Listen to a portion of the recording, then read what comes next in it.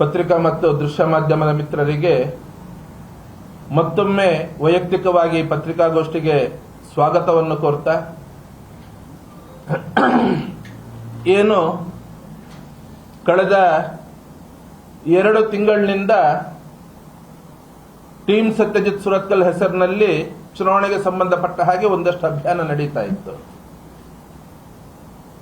ತಮ್ಮೆಲ್ಲರ ಪ್ರಶ್ನೆ ಇತ್ತು, ಸಮಾಜ ಪ್ರಶ್ನೆ ಕೂಡ ಇತ್ತು. ಅಭ್ಯರ್ಥಿಯ ಘೋಷಣೆ ಆದ ಮೇಲೆ ಮುಂದೆ ಏನು ನಡೆ ಅನ್ನುವಂಥದ್ದು. ಅದಕ್ಕೆ ಇವತ್ತು ಸ್ಪಷ್ಟನೆಯನ್ನು ಕೊಡುವುದಕ್ಕೋಸ್ಕರ ಈ ಪತ್ರಿಕಾಗೋಷ್ಠಿಯನ್ನು ಇವತ್ತು ಆಯೋಜನೆ ಮಾಡಿರುವಂತಹದ್ದು. ಟೀಮ್ ಸತ್ಯಜಿತ್ ಸುರತ್ಕಲ್ನಲ್ಲಿದ್ದಂತಹ ಒಂದಿಬ್ಬರು ಪ್ರಮುಖರು ಇವತ್ತು ನಮ್ಮ ಜೊತೆಯಲ್ಲಿ ಇದ್ದಾರೆ. ಉಳಿದಂತೆ SNGV ವತಿಯಿಂದ ಈ ಪತ್ರಿಕಾಗೋಷ್ಠಿ ಇವತ್ತು ಕರೆದಿರುವಂತಹದ್ದು. ಟೀಮ್ ಸತ್ಯಜಿತ್ ಸುರತ್ಕಲ್ ಅದು ಒಂದು ಉದ್ದೇಶ ಇಟ್ಟುಕೊಂಡು ಅವತ್ತು ಪ್ರಾರಂಭ ಮಾಡಬೇಕಿದ್ರೆ ನನ್ನ ಹತ್ರ ಒಂದು ಬೇಡಿಕೆಯನ್ನು ಇಟ್ಟಿದ್ರು. ಅವರು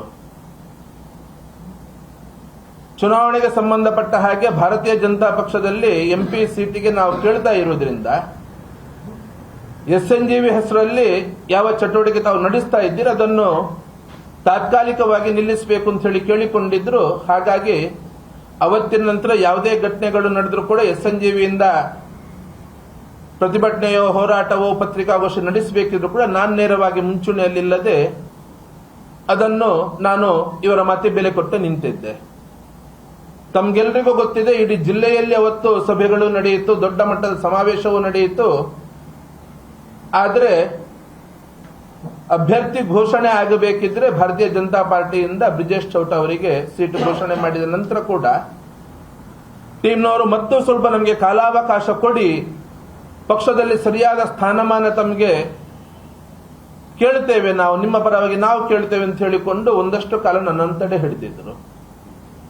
ಆದರೆ ಘೋಷಣೆ ಆಗಿ ಬಹುಶಃ ಇವತ್ತಿಗೆ ಸುಮಾರು ಒಂದು 18-20 ದಿವಸಗಳು ಆಗ್ತಾ ಬಂತು. ಯಾವುದೇ ಜವಾಬ್ದಾರಿಯ ಘೋಷಣೆಗಳಾಗಲಿಲ್ಲ. ಕಳೆದ ವಾರವೇ ನಮ್ದು ತಂಡದ ಸಭೆ ನಡೆದು ಅಲ್ಲೊಂದು ನಿರ್ಣಯ ಆಗಿದ್ರು ಕೂಡ ಮತ್ತೆ 1 ವಾರ ಅವಕಾಶ ಕೊಡಿ, ನಾವು ಮತ್ತೆ ನಮ್ಮ ಪ್ರಯತ್ನವನ್ನು ಮಾಡ್ತೇವೆ, ಅಲ್ಲಿ ತನಕ ಈ ಸಭೆಯ ನಿರ್ಣಯವನ್ನು ಘೋಷಣೆ ಮಾಡಬೇಡಿ ಅಂತ ಹೇಳಿಕೊಂಡು ಹೇಳಿದ್ರು. ವಾಸ್ತವವಾಗಿ ಮೊನ್ನೆ ಬುಧವಾರ ಪತ್ರಿಕಾಗೋಷ್ಠಿ ಅಂತ ಹೇಳಿಕೊಂಡು ಒಂದ್ಸರಿ ನಾನು ಸಮಯವನ್ನು ಕೂಡ ಇಲ್ಲಿ ಕೇಳಿದ್ದೆ. ನಾನು ಅದೇ ಬುಕ್ಕಿಂಗ್ ಮಾಡಿರಲಿಲ್ಲ, ಅನಿವಾರ್ಯ ಅವತ್ತು ಮತ್ತೆ ಬೆಂಗಳೂರಿಗೆ ಒಂದ್ಸರಿ ಬೇರೊಬ್ಬರು ಕಾರ್ಯಕ್ರಮ ಕರೆದಿದ್ರು, ಅಲ್ಲಿ ಮಾತುಕತೆ ಮತ್ತೆ ಮಾಡುವಂತ ಪ್ರಯತ್ನ ಮಾಡ್ತೇವೆ ಅಂತಲೂ ಹೇಳಿದ್ರು. ಅದು ಅಲ್ಲೂ ಆಗಲಿಲ್ಲ. ಮೊನ್ನೆ ಶುಕ್ರವಾರ ಶಿವಮೊಗ್ಗ ಜಿಲ್ಲೆಯಲ್ಲಿ SNGVಯ ಜಿಲ್ಲಾ ಸಮಿತಿ ಮತ್ತು ರಾಜ್ಯದ ಒಂದಷ್ಟು ಪದಾಧಿಕಾರಿಗಳು ಸೇರಿಕೊಂಡು ಅಂತಿಮ ನಿರ್ಣಯ ಮೊನ್ನೆ ದಿವಸ ಆಯಿತು. ಮೊದಲು ಟೀಮ್ ಸತ್ಯಜಿತ್ ಸುರತ್ಕಲ್ನ ನಿರ್ಣಯವನ್ನು ತಮಗೆ ತಿಳಿಸಲಿಕ್ಕೆ ಬಯಸ್ತೇನೆ. ನಾನು ಅವರಿದ್ದಾರೆ, ಇನ್ನೊಂದು ಪತ್ರಿಕಾಗೋಷ್ಠಿ ಬಹುಶಃ ಕರೆದ್ರೂ ಕರೀಬಹುದು ಮುಂದಿನ ದಿವಸದಲ್ಲಿ. ಅರೆ ಅಲ್ಲಿ ಒಟ್ಟು ಸಭೆಯಲ್ಲಿ ಆದ ತೀರ್ಮಾನ ಏನು ಅಂತ ಕೇಳಿದ್ರೆ, ಟೀಮ್ ಸತ್ಯಜಿತ್ ಸುರತ್ಕಲ್ ಅದರಲ್ಲಿ ಎಲ್ಲಾ ಸಮಾಜ ಬಾಂಧವರು ಇರೋದ್ರಿಂದ ಅದನ್ನು ಹಾಗೆಯೇ ಮುಂದುವರಿಸಿಕೊಂಡು ಹೋಗ್ತಾರೆ. ಚುನಾವಣೆಯ ನನ್ನ ಕೆಲಸಕ್ಕೂ ಟೀಮ್ ಸತ್ಯಜಿತ್ ಸುರತ್ಕಲ್ಗೂ ಯಾವುದೇ ಸಂಬಂಧ ಇರೋದಿಲ್ಲ. ಹಾಗಂತ ಹೇಳಿಕೊಂಡು ಬೆಂಬಲ ಇಲ್ಲ ಅಂತ ಹೇಳಿಲ್ಲ. ಅವರು ನಾನು ಏನೇ ಕೆಲಸ ಮಾಡೋದಕ್ಕೂ ಅವರು ಸಂಪೂರ್ಣ ಬೆಂಬಲ ಸೂಚಿಸಿ, ಆದರೆ ಅದನ್ನು ಇನ್ನು ಮುಂದಿನ ದಿವಸದಲ್ಲಿ ಸಾಮಾಜಿಕ ಚಟುವಟಿಕೆಯಲ್ಲಿ ಅದನ್ನು ತೊಡಗಿಸಿಕೊಳ್ತೇವೆ ಮತ್ತು ಇದರ ಮುಖಾಂತರ ಮತ್ತೆ ಪ್ರಯತ್ನವನ್ನು ಮಾಡ್ತೇವೆ ರಾಜಕೀಯ ಮುಂದಿನ ದಿನಕ್ಕೋಸ್ಕರ ಅಂತ ಹೇಳಿಕೊಂಡು ಅದರ ಹೆಸರು ತಂಡವನ್ನು ಉಳಿಸಿಕೊಳ್ತಾರೆ. ಸಾಮಾಜಿಕ ಚಟುವಟಿಕೆ ಚುನಾವಣೆ ಮುಗಿದ ನಂತರ ಅದರ ಬಗ್ಗೆ ಅವರು ಅದನ್ನು ಸಮಿತಿ ಮಾಡಿಕೊಂಡು ಅದನ್ನು ಮುಂದುವರಿಸುವವರಿದ್ದಾರೆ. ಚುನಾವಣೆಗೆ ನಾನು ಯಾವುದೇ ನಿರ್ಧಾರ ತಗೊಳ್ಳಿಕ್ಕೆ ಸ್ವತಂತ್ರ ಅನ್ನುವಂತಹ ಒಂದು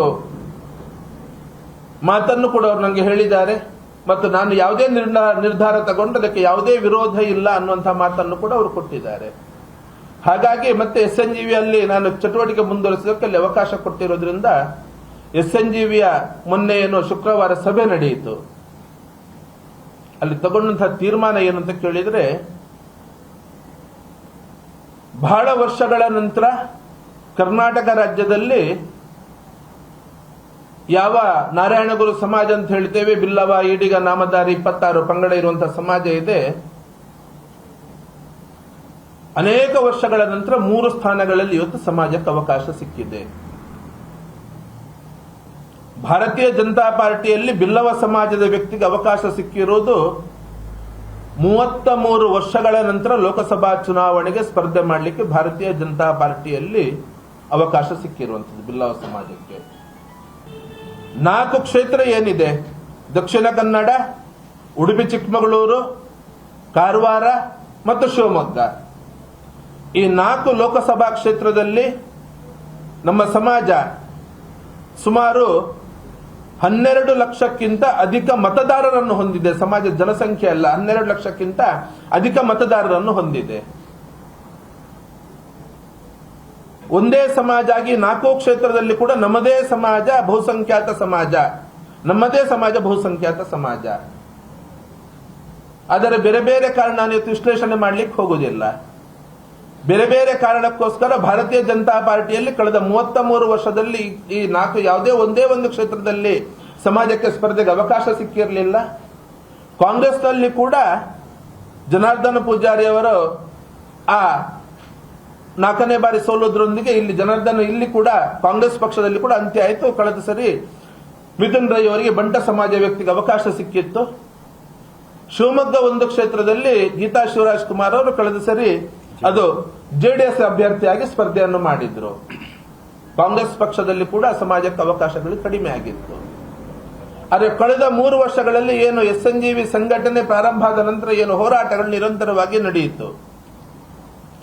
ಶಿವಮೊಗ್ಗದಲ್ಲಿ ಈ ಕ್ಷೇತ್ರ ಸಿಗಂದೂರು ಕ್ಷೇತ್ರದ ಹೋರಾಟ ಅಲ್ಲಿಂದ ಪ್ರಾರಂಭ ಆಗಿ ಟ್ಯಾಬ್ಲೋದ ಬ್ರಹ್ಮಶ್ರೀ ನಾರಾಯಣ ಗುರುಗಳ ಸ್ತಬ್ಧ ಚಿತ್ರದ ಆ ಒಂದು ಹೋರಾಟ, ಪಠ್ಯಪುಸ್ತಕದ ಹೋರಾಟ, ಅದರ ಜೊತೆಯಲ್ಲಿ ಅಭಿವೃದ್ಧಿ ನಿಗಮಕ್ಕೋಸ್ಕರ ನಡೆದಂತಹ ಹೋರಾಟ, ಇದರ ಮೀಸಲಾತಿದು ಕಾಂತರಾಜ್ ಆಯೋಗದ ವರದಿ ಜಾರಿಗೋಸ್ಕರ ನಡೆದ ಹೋರಾಟ, ಬೇರೆ ಬೇರೆ ಹೋರಾಟಗಳಲ್ಲಿ ಇದ್ದಂತಹ ಒಂದು ಇಲ್ಲಿ ವಿಮಾನ ನಿಲ್ದಾಣಕ್ಕೆ ಕೋಟಿ ಚೆನ್ನೈ ಹೆಸರಿರೋ ಹೋರಾಟ ಇರಬಹುದು, ಶಿವಮೊಗ್ಗ ವಿಮಾನ ನಿಲ್ದಾಣಕ್ಕೆ ಬಂಗಾರಪ್ಪ ಹೆಸರು, ಈ ರೀತಿ ನಿರಂತರವಾಗಿ ಸಮಾಜ ಒಳಗಡೆ ಒಂದಷ್ಟು ಹೋರಾಟಗಳು ಮತ್ತು ಸಮಾಜದ ಸಂಘಟನೆ, ಶಿವಮೊಗ್ಗದ ಹಕ್ಕೊತ್ತಾಯ ಸಮಾವೇಶ, ಈ ಎಲ್ಲ ಹೋರಾಟದ ಪರಿಣಾಮವಾಗಿ ಇವತ್ತು ಸಮಾಜಕ್ಕೆ 3 ಸ್ಥಾನಗಳು ಭಾರತೀಯ ಜನತಾ ಪಾರ್ಟಿಯಿಂದ 1 ಕಡೆ ಮತ್ತು ಕಾಂಗ್ರೆಸ್ ಪಕ್ಷದಿಂದ 2 ಕಡೆಯ ಅವಕಾಶ ಸಿಕ್ಕಿದೆ.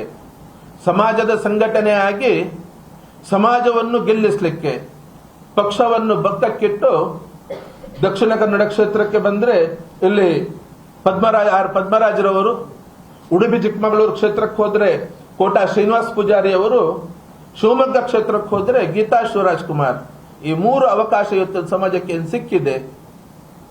ಈ 3ರನ್ನು ಗೆಲ್ಲಿಸುವಂತ ಪ್ರಯತ್ನ ನಾರಾಯಣ ಗುರು ವಿಚಾರ ವೇದಿಕೆಯಿಂದ ಮಾಡೋಣ. ಈ 3 ಅಭ್ಯರ್ಥಿಗಳು ಅಕಸ್ಮಾತ್ ಗೆಲ್ಲಲಿಕ್ಕೆ ಸಾಧ್ಯ ಆದ್ರೆ ಸಮಾಜಕ್ಕೆ ಮುಂದಿನ ದಿವಸದಲ್ಲಿ ಬಹಳ ದೊಡ್ಡ ಶಕ್ತಿ ಬರ್ತದೆ.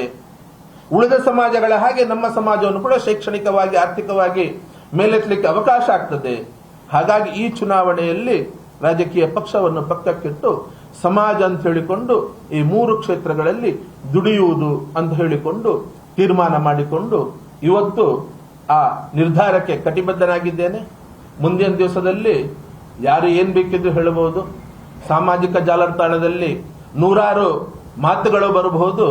ಆದರೆ ಒಂದು ಎಲ್ರಿಗೂ ನಾನು ಸ್ಪಷ್ಟಪಡಿಸ್ತೇನೆ, ಏನು ಅಂತ ಕೇಳಿದ್ರೆ, ಯಾವ ನನ್ನ 37 ವರ್ಷದ ಹಿಂದುತ್ವದ ಹೋರಾಟದ ಜೀವನಕ್ಕೆ ಬೆಲೆ ಸಿಗದಿದ್ದಾಗ, ಅನ್ಯಾಯ ಆದಾಗ, ಹಿಂದುತ್ವದ ಪಕ್ಷದಲ್ಲಿಯೇ ನನ್ನನ್ನು ತಿರಸ್ಕಾರ ಅನ್ನುವ ರೀತಿಯಲ್ಲಿ ಮಾಡಿದಾಗ, ಆ ನಂತರದ ನನ್ನ ದಿನಗಳಲ್ಲಿ ನನಗೆ ಯಾವುದೇ ಸ್ಥಾನಮಾನ ರಾಜಕೀಯ ಪಕ್ಷದಲ್ಲಾಗದೆ ಇಲ್ಲಿವರೆಗೂ ನನಗೆ ಯಾವುದೇ ಸ್ಥಾನಮಾನ ಇಲ್ಲದ ಸಂದರ್ಭದಲ್ಲೂ ಕೂಡ ನಾನೊಬ್ಬ ಶಾಸಕನೋ ಸಂಸದನೋ ಅಥವಾ ಜವಾಬ್ದಾರಿಯ ಹುದ್ದೆಯಲ್ಲಿ ಇಲ್ಲದಿದ್ದ ಸಂದರ್ಭದಲ್ಲಿ ಕೂಡ ಯಾರು ನನ್ನ ಜೊತೆ ನಿಂತ್ಕೊಂಡಿದ್ರು, ನನ್ನ ಕಷ್ಟ ದಿನಗಳಲ್ಲಿ ಯಾರು ನಿಂತ್ಕೊಂಡಿದ್ರು ಅವರ ಮಾತಿಗೆ ಮಾತ್ರ ನಾನು ಗೌರವ ಕೊಡ್ತೇನೆ. ಬಿಟ್ಟರೆ ಬೇರೆ 100 ಆಪಾದನೆಗಳು ಸಾಮಾಜಿಕ ಜಾಲತಾಣದಲ್ಲಿ ಬರಲಿ, ಯಾವುದರಲ್ಲೂ ಬರಲಿ, ಅದರ ಬಗ್ಗೆ ನನಗೆ ಯಾವುದೇ ಚಿಂತೆ ಇಲ್ಲ.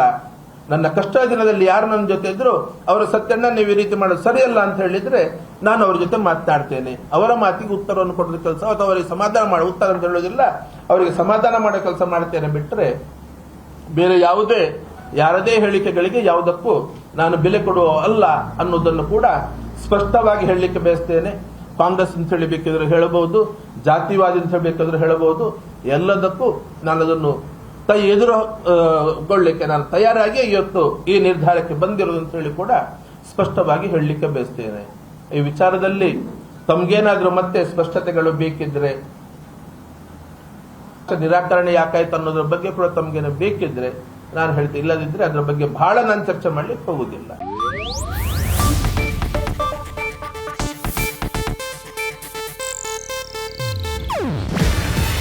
ಇದು ಏಷ್ಯಾನೆಟ್ ನ್ಯೂಸ್ ನೆಟ್ವರ್ಕ್ ಪ್ರಸ್ತುತಿ. ನೀವು ನೋಡ್ತಿದ್ದೀರಾ ಏಷ್ಯಾನೆಟ್ ಸುವರ್ಣ ನ್ಯೂಸ್.